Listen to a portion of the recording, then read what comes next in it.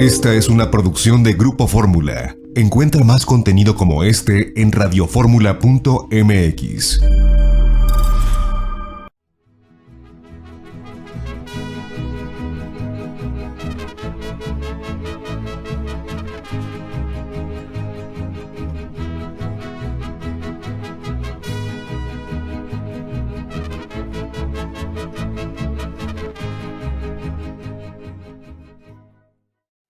Amigas y amigos, muy buenas tardes tengan todos ustedes. Los saluda con el aprecio de siempre José Manuel Villalpando, aquí en una emisión más de su programa, La Historia que Quiero Vivir, que estamos transmitiendo como cada sábado, sábados de historia por la tarde, a través de los micrófonos y frecuencias de Radio Fórmula. Ya saben ustedes cuáles son las sintonías.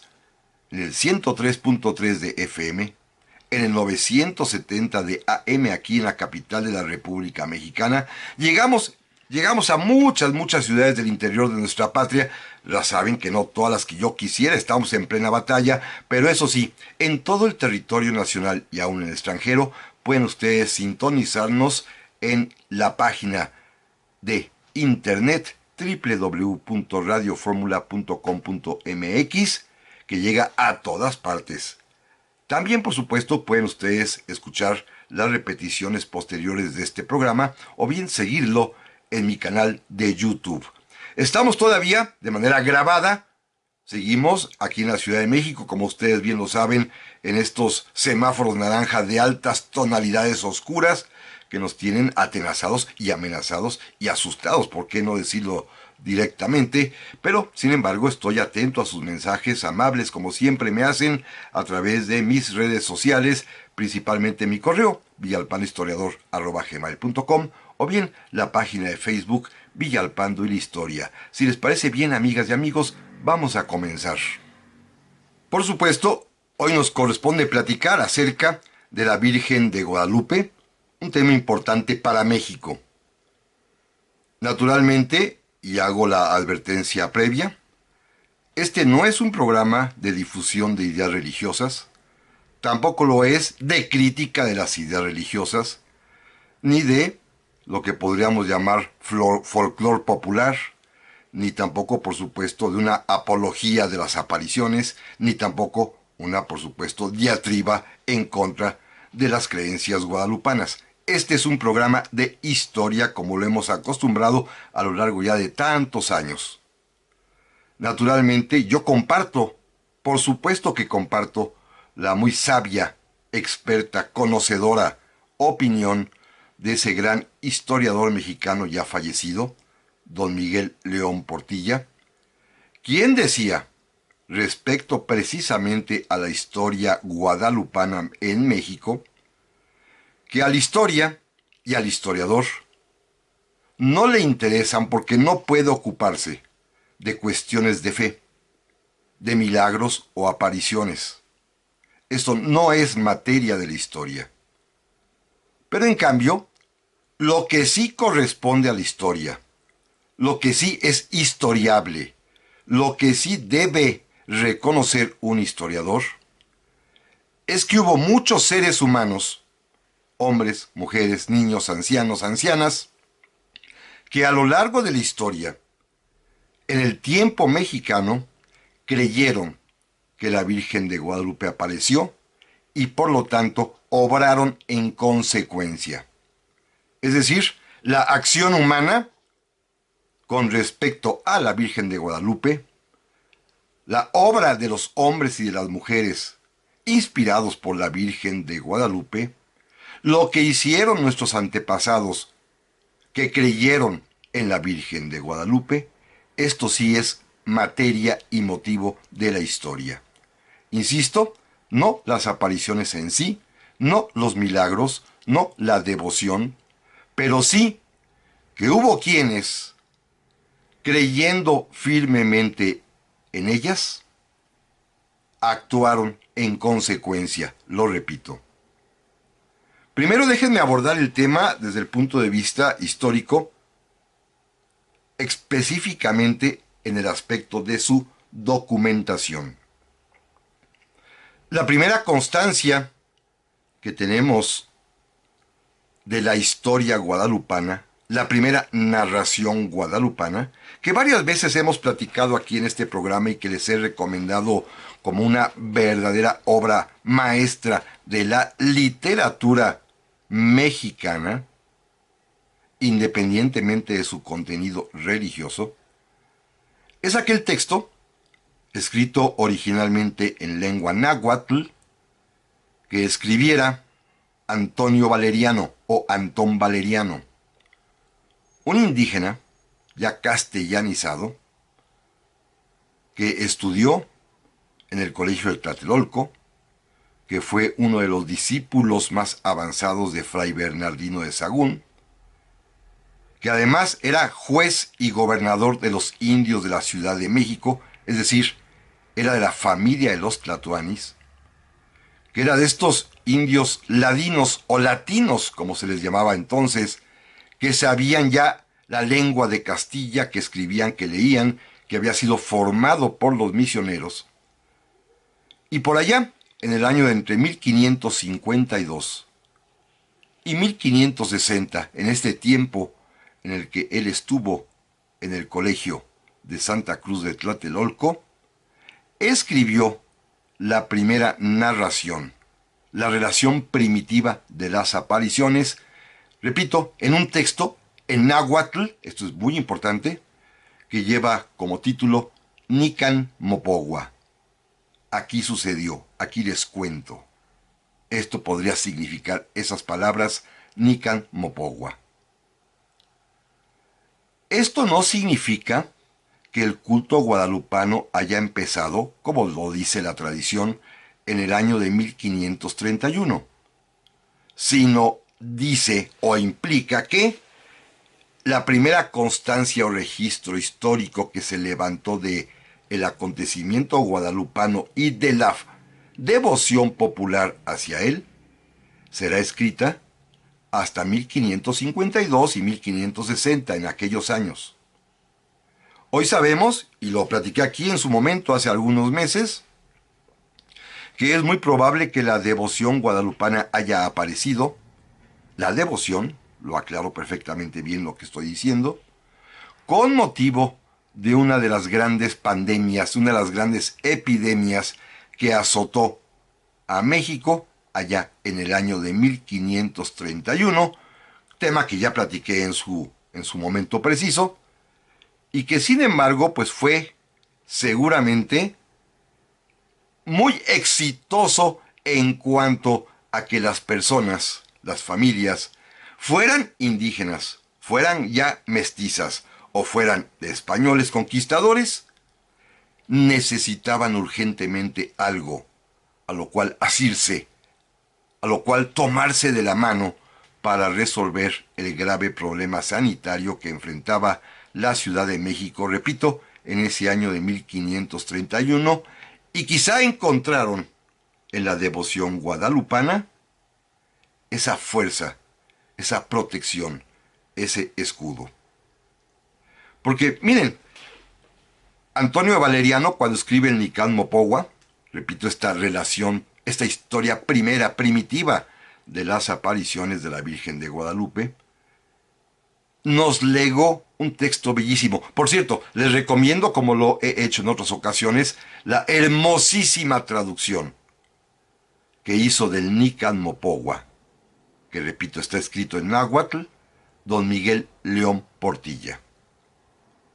Este libro, maravilloso, lo pueden ustedes encontrar en el Fondo de Cultura Económica. Una editorial del Estado mexicano publica este libro porque, como dice el propio León Portilla, se trata de una obra de arte. Lo que los católicos han llamado el quinto evangelio, es decir, el Evangelio Mexicano de las Apariciones, que es un texto sumamente importante, ¿eh?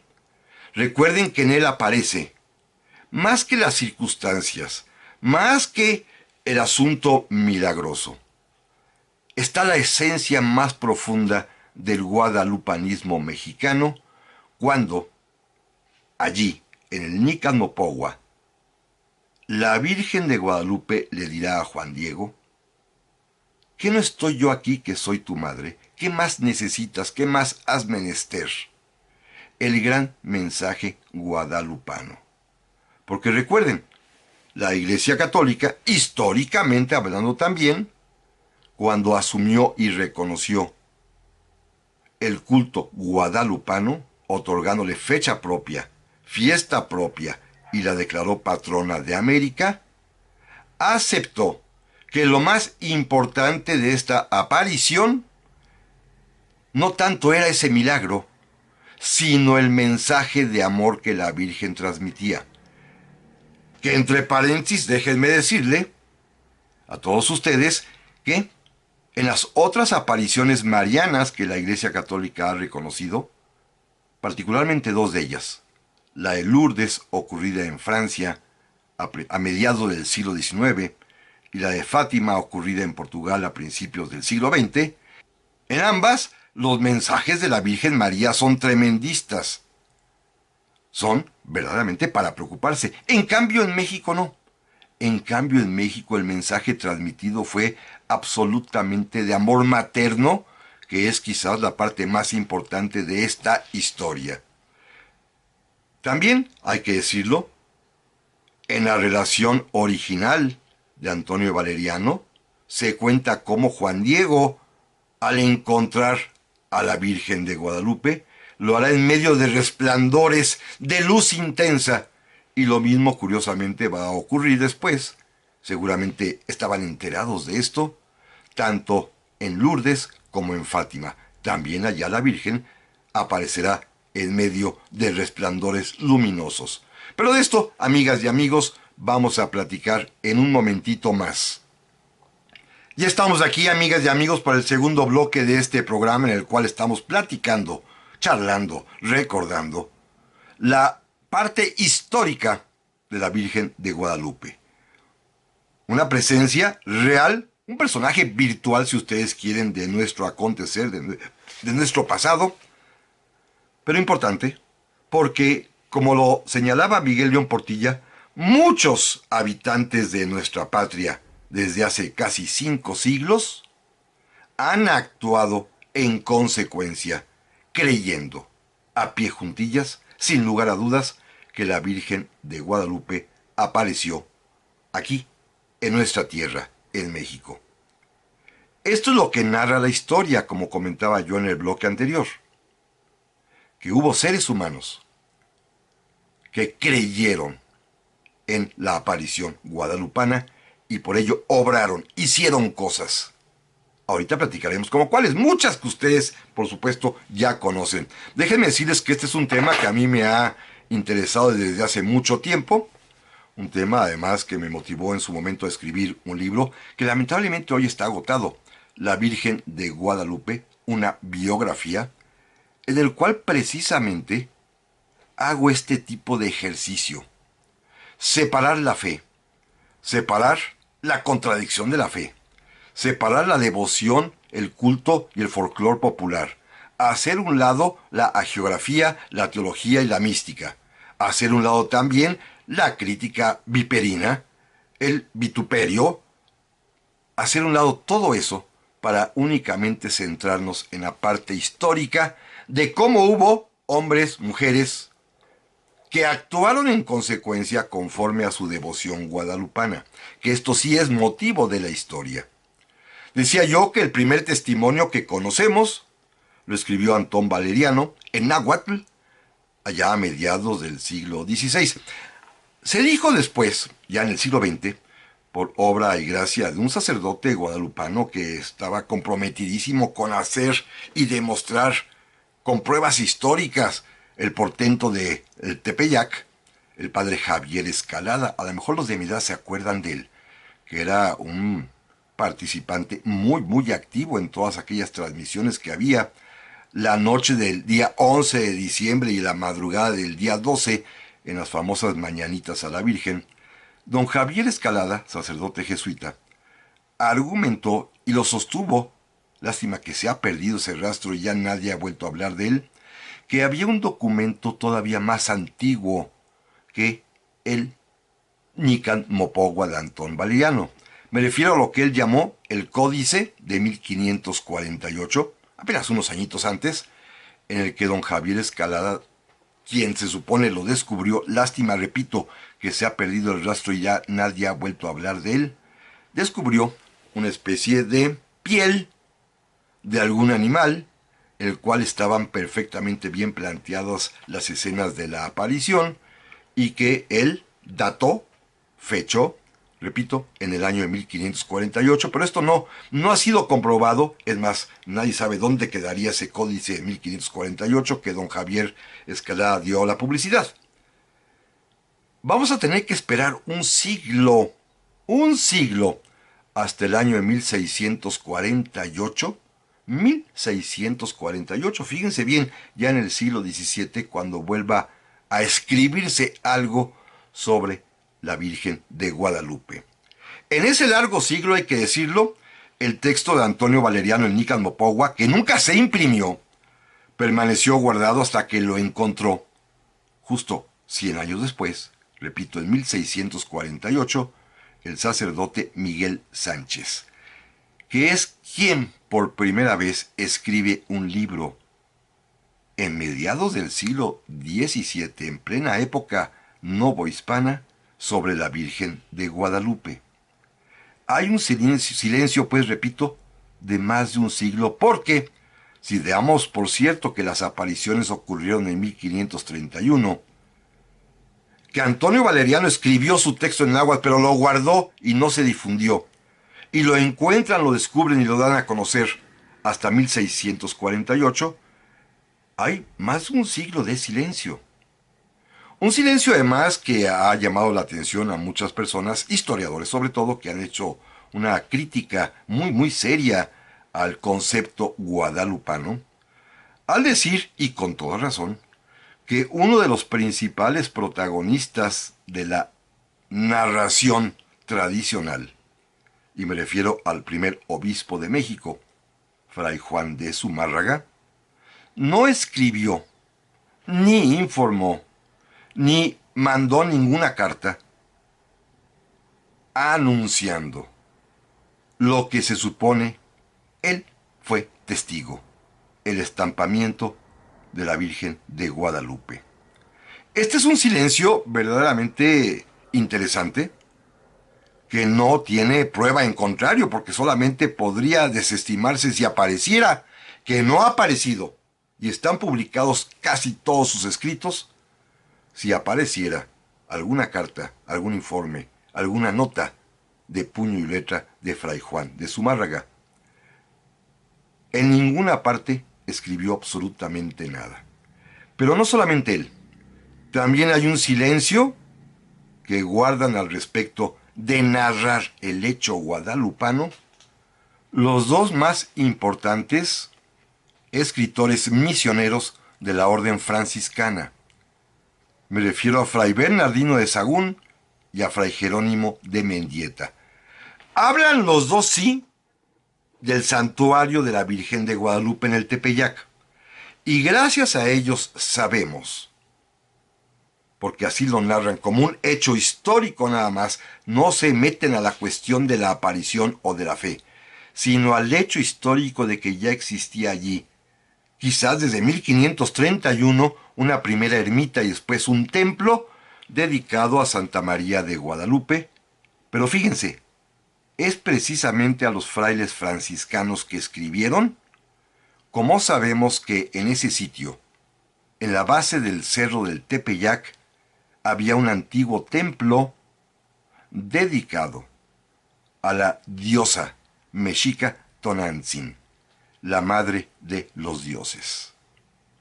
Son ellos los que dan la primera explicación del posible sincretismo, que era muy usual, construir templos cristianos encima de antiguos adoratorios mexicas. Esto era absolutamente normal. Y así lo dan a entender tanto Sahagún como Mendieta. Repito, ante el silencio también de Fray Juan de Zumárraga. Sin embargo, no se crea que no existía la devoción. La devoción existía. Déjenme platicarles de un par de pruebas históricas de que ya había culto, eso sí. Era tan importante que en aquel mediados del siglo también XVI, se le envió como regalo al rey Felipe II una imagen, una pintura de la Virgen de Guadalupe. Y el rey Felipe II, que todavía quizás no comprendía de qué se trataba, le gustó tanto que decidió obsequiarla a un marino de origen italiano en aquel tiempo, Andrea Doria, que iba a ser uno de los principales comandantes de la flota cristiana en aquella famosísima batalla de Lepanto. La Virgen de Guadalupe en una pintura participó, estuvo presente en la nao capitana de Andrea Doria, en aquella importantísima victoria naval de Lepanto, la misma, ustedes se acuerdan, donde Miguel de Cervantes Saavedra va a perder el brazo. Es decir, ya se conocía la Virgen de Guadalupe. Otro dato muy curioso, en 1574, fíjense bien, el monasterio de Guadalupe allá en España, aquel fundado desde la Edad Media y que tenía como advocación una representación de la Virgen María, de alguna manera con un nombre árabe, Guadalupe viene del árabe, se les ocurrió la peregrina idea de que como en México había un santuario de Guadalupe que recibía muchísimas limosnas, ya desde aquel tiempo era fama que la Basílica de Guadalupe recibiera cantidades inmensas de contribuciones voluntarias de limosnas que daban los fieles, y a estos sacerdotes españoles de la Orden de San Jerónimo, del monasterio de Guadalupe allá en Extremadura, se les ocurrió demandar a los mexicanos por el uso ilegal de la marca, porque pensaban que se estaban robando el nombre comercial que ellos tenían de su propio santuario. Ya hubo que demostrarles en realidad que no se trataba así, que el nombre de Guadalupe, el Guadalupe que asumimos en México como la designación, la autodesignación de la Virgen, no sabemos cuál fue en realidad, porque la Virgen, según el Nican Mopohuan, hablaba en náhuatl y le dijo su nombre a Juan Bernardino, el tío de Juan Diego, y cuando Juan Bernardino repitió el nombre que le dijo la Virgen de Guadalupe en náhuatl, los españoles, los conquistadores, los frailes, por asonancia, por similitud, entendieron Guadalupe a algo que quizás sería Teplexcolupe, Tepoxcoluple. Nadie sabe exactamente cuáles serían las palabras originales en náhuatl, y por asociación, por asonancia, le dieron el nombre de Guadalupe, así como pasó en otros lugares. Simplemente un ejemplo: los mexicas llamaban Cuauhnáhuac a una ciudad y los españoles le sonó a Cuernavaca. Así pasaba, y así también fue llamada la Virgen de Guadalupe, repito, por similitud de sonido con las palabras en náhuatl que Juan Bernardino repitió a todo aquel que quiso escucharlo.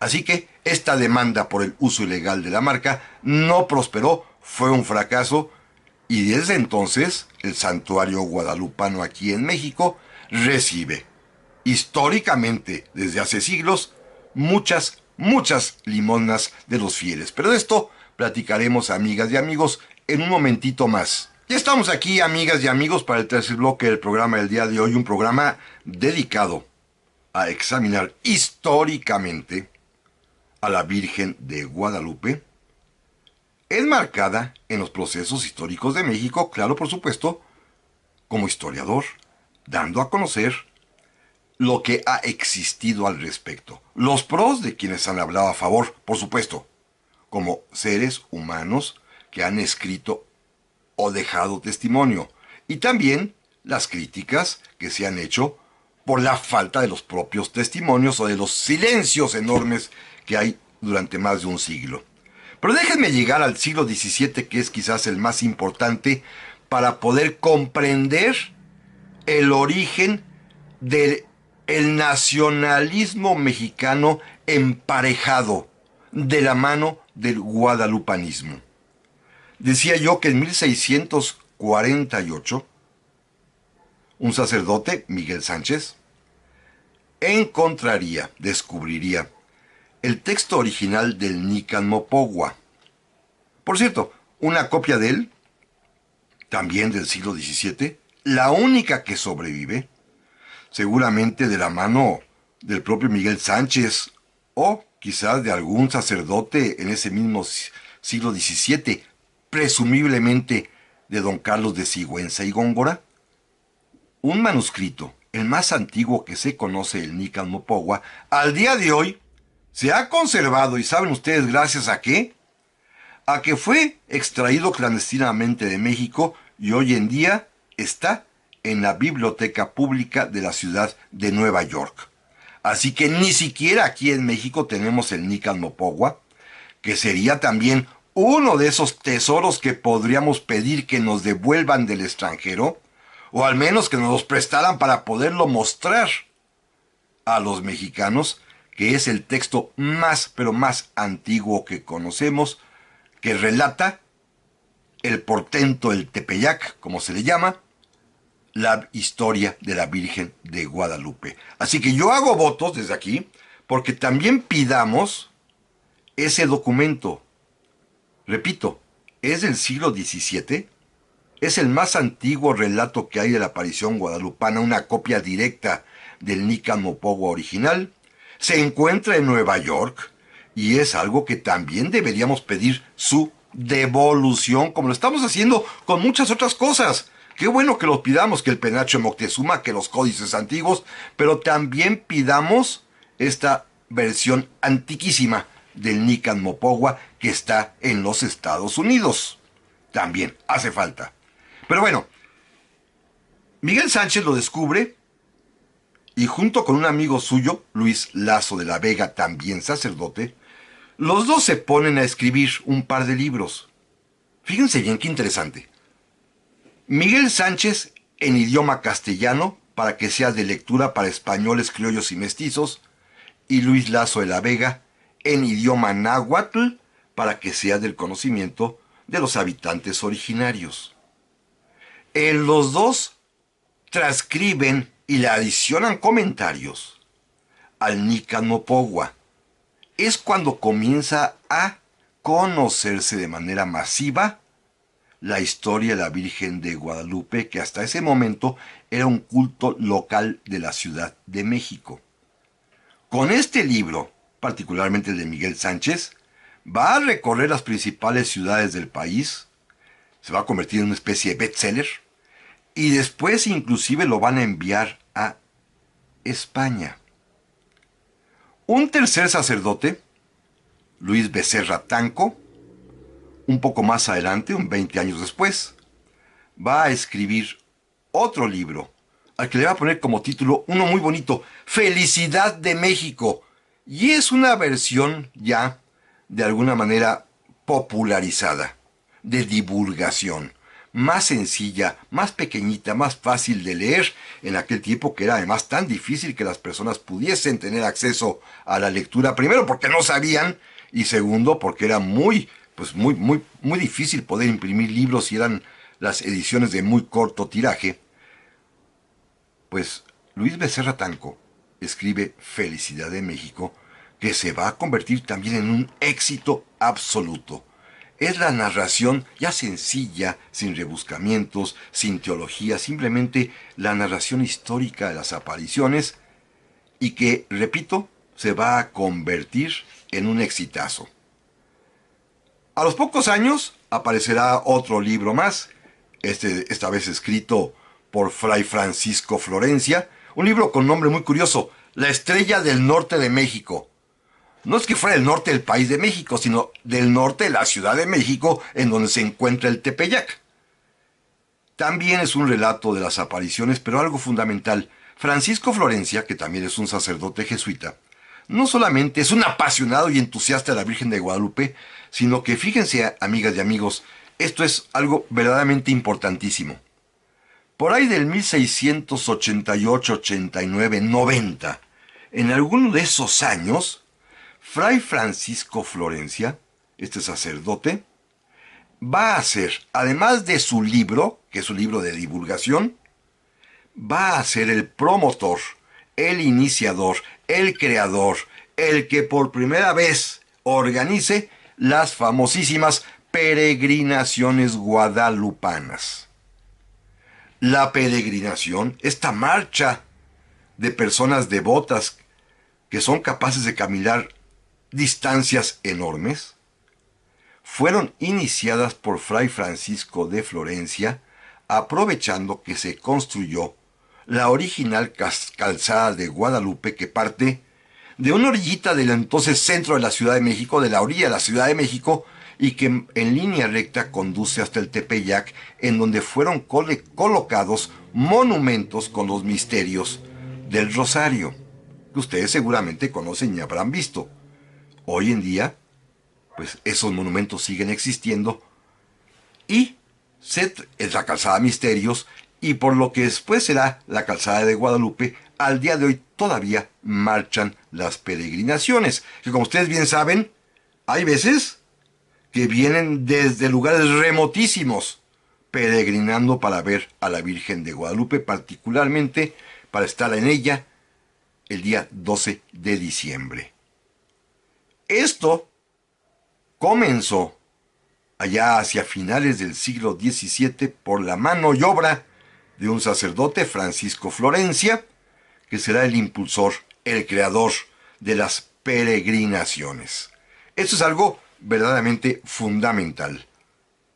Estos 4 hombres, Miguel Sánchez, Luis Lazo de la Vega, Luis Becerra Tanco y Francisco Florencia, son en realidad nuestros 4 evangelistas guadalupanos, llamémoslo así de alguna manera, imitando un poquito los textos teológicos católicos, y son quienes dieron cuenta y difundieron e hicieron popular el culto a la Virgen de Guadalupe en México.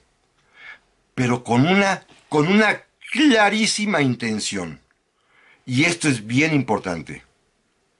La Virgen de Guadalupe, más allá de la fe y de los milagros, que eso no es materia de historia, sí es materia de historia saber que la Virgen de Guadalupe, impulsada por estos 4 autores en el siglo XVII, tenía como causa y razón de esta difusión entusiasta de ellos el fomentar el nacionalismo mexicano.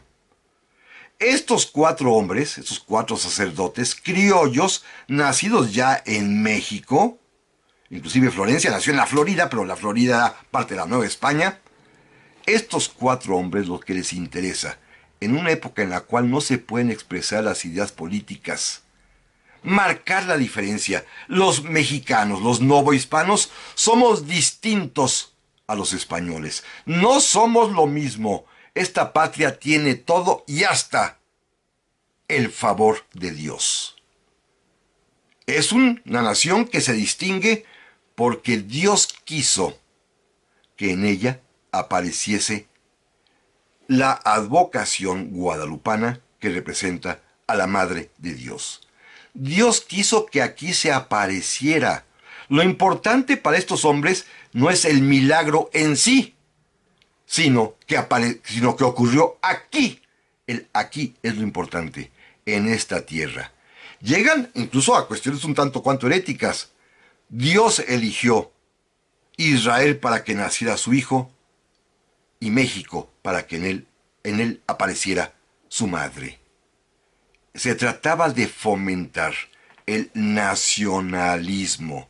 Se trataba de darle un sentimiento de comunidad a toda la población con una bandera sobrenatural, la Virgen de Guadalupe, cuya estampita, cuyo grabado ya obraba, según lo testifica el propio Florencia, en todas las casas ricas o pobres, porque esa virtud tenía, no la de los milagros, sino la virtud enorme de que a ella, en los templos, en las casas, le rezaban, le pedían protección y consuelo, lo mismo los ricos que los pobres, lo mismo los españoles que aquí vivían que los habitantes originarios, lo mismo los criollos que los mestizos que los mulatos, todos católicos al fin, todos tenían un vínculo común, un lazo de unidad que fue resaltada por estos cronistas, que es la Virgen de Guadalupe, y por lo tanto decidieron convertirla en el símbolo visible, en el símbolo claro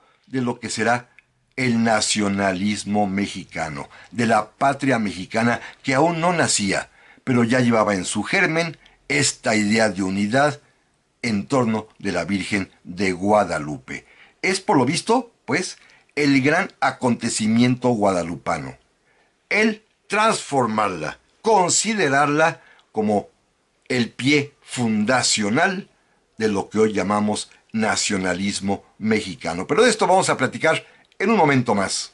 Y estamos aquí, amigas y amigos, para este último bloque del programa de esta ocasión, en el cual el tema, obvio, por las razones obvias de las fechas en las que nos encontramos, es la Virgen de Guadalupe, pero enfocada históricamente en el proceso de creación del nacionalismo mexicano, que es un nacionalismo guadalupano, como hemos platicado.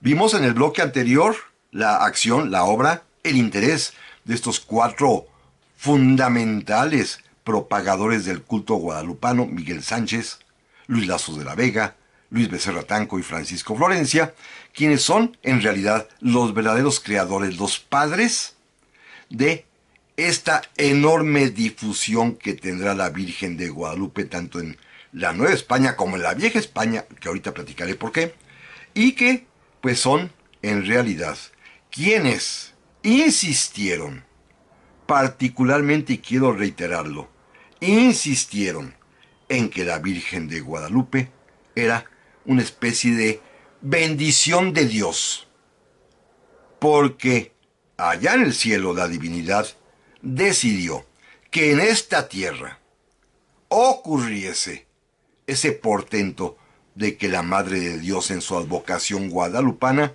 se apareciese aquí para los mexicanos y las mexicanas. Este es el gran éxito que tiene la Virgen de Guadalupe allá en el siglo XVII y que en el siglo XVIII se va a capitalizar. Indudablemente, ya después de casi 100 años de esta creencia convencida a pie juntillas de que la Virgen de Guadalupe es el equivalente a la patria mexicana, los novohispanos decidieron arriesgarse y solicitar al propio Santo Padre, al Papa, en este caso a Benedicto XIV, allá por el año de 1742, que concediera la fiesta especial a la Iglesia Católica Universal del 12 de diciembre, consagrada a la Virgen de Guadalupe, que además estableciera que fue y que es la Reina de México y patrona de América, y para ello, para convencerlo, decidieron enviar a una serie de sacerdotes, a un grupo de sacerdotes, que fueron a presentarse ante el Papa allá a Roma, allá en las colinas vaticanas, para mostrarles sobre todo una imagen, una pintura que debe haber sido bellísima de la Virgen de Guadalupe. Llevaban también los libros de Florencia, de Becerra Tanco, de Miguel Sánchez, de Lazo de la Vega, y eran sacerdotes que tenían seguramente una gran elocuencia porque querían platicarle al Papa a viva voz cómo había sido el suceso guadalupano, la trascendencia que había tenido, lo que había significado para la población de la Nueva España, su ayuda y particularmente el afecto que tenían los mexicanos hacia esa figura que es la Madre, reiterándole que la Virgen había señalado claramente que su mensaje era de amor materno.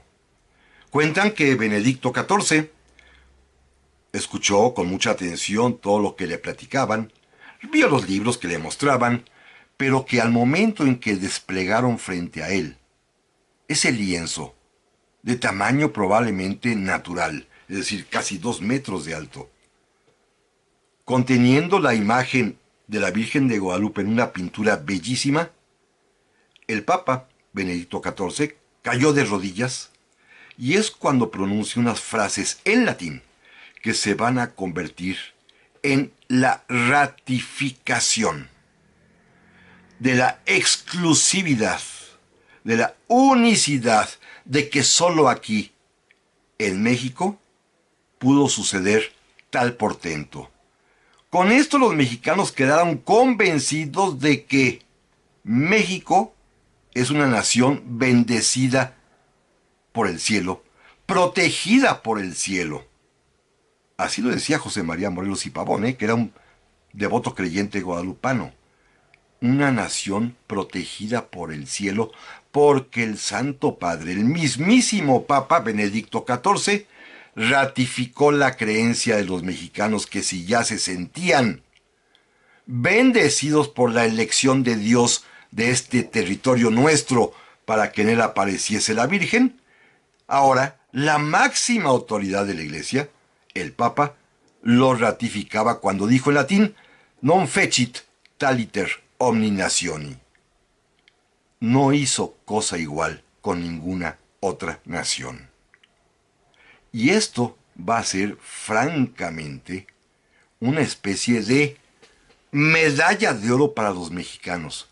Los novohispanos se sintieron profundamente orgullosos, conmovidamente felices por saberse ya los elegidos de Dios, por saber que México era la tierra elegida por Dios.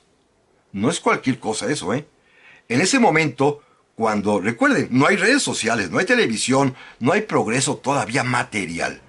Cuando la gente en general tiene profundas creencias religiosas, que es a lo único que puede acogerse en los casos, sobre todo de emergencia, piensen en las pandemias, el saber que la máxima autoridad de la Iglesia ha ratificado lo que todos sentían ya, lo que todos sabían después de siglos, cuando les dice que la Virgen no hizo cosa igual con ninguna otra nación, por supuesto, los mexicanos se sentían ya en ese momento absolutamente superiores a los españoles, o al menos distintos a los españoles. Es el germen fundamental del nacionalismo independentista.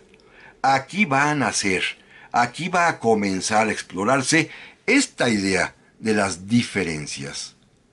México no solamente tiene riqueza minera, y no solamente se da el lujo de construir iglesias lujosas. México no solamente aporta dinero en cantidades enormes a España. México además también goza del favor divino, porque aquí Dios decidió que se apareciese la Virgen de Guadalupe. Y créanme, amigos, los mexicanos de aquel tiempo, en el siglo XVII y XVIII particularmente, están absolutamente convencidos de que esto es así. Tanto que, como todos sabemos, y simplemente para rematar, todos sabemos que cuando llegue el momento en que estalle la rebelión por la independencia, el mismo día 16 de septiembre de 1810, después de dar el grito, el sacerdote Miguel Hidalgo y Costilla tomará como enseña, como bandera, como estandarte del movimiento, precisamente a la Virgen de Guadalupe. Lo hace porque sabe que es la Virgen de la patria. Lo hace porque sabe que es la advocación mariana que todos españoles, criollos, mestizos, mulatos, indios, todos reconocen, aceptan y están unidos a través de su devoción. También sabemos que los insurgentes portaban estampitas de la Virgen de Guadalupe. Por supuesto, no ignoramos que José María Morelos y Pavón era, como lo dije hace un momento, un devoto guadalupano que llevó a que en su propio documento magistral, Los sentimientos de la nación, en el cual se dicen tantas cosas importantes con su visión de estadista, también agregara, y esto normalmente nos pasa desapercibido, que Morelos pidió que fuese declarado el día 12 de diciembre como día de fiesta de la nación mexicana. Esto pidió Morelos. También sabemos que nuestro primer presidente de la República decidió adoptar el nombre de Guadalupe, precisamente porque la bandera guadalupana había sido la que él había seguido y estaba convencido, como ya lo platicamos en la serie de programas que dedicamos a este hombre, estaba convencido de que era justo y necesario. También sabemos que la Virgen de Guadalupe fue incorporada como legisladora suprema de la nación mexicana a nuestro Congreso, pero también sabemos, y esto no es menor, que la gran batalla que libramos el 5 de mayo de 1862 tuvo como escenario el fuerte de Guadalupe allá en Puebla. Pero también sabemos que el propio presidente Benito Juárez, cuando dicte las leyes de reforma y establezca la ley de los días feriados, él mismo respetará y reconocerá y ordenará en el propio texto de su mandato que el 12 de diciembre también sea considerado día de fiesta nacional. Y también sabemos que incluso los masones, como Ignacio Manuel Altamirano, no tuvo problema alguno para poder explicar en un texto bellísimo que ser mexicano es ser guadalupano, que ser masón y probablemente excomulgado por la iglesia no quita nada el guadalupanismo que tienen los mexicanos. Y también sabemos, simplemente para dar un brinco, que finalmente el Papa Juan Pablo II, cuando vino a México, lo primero que quiso hacer fue precisamente ir a visitar a la Virgen de Guadalupe, sabedor como él conocía que tiempo atrás, allá por 1849, un antecesor suyo, Pío IX, había sido invitado a México y que aquel papa, cuando le ofrecieron que se instalara en el Tepeyac, dijo la frase que después Juan Pablo II haría popular: México siempre fiel. ¿Por qué? Porque ha sido siempre fiel a la tradición guadalupana. Amigas y amigos, eso es todo por hoy y la semana que entra ya platicaremos, ahora sí, de los regalos de Navidad. Pásela muy bien y primero Dios, aquí nos vemos.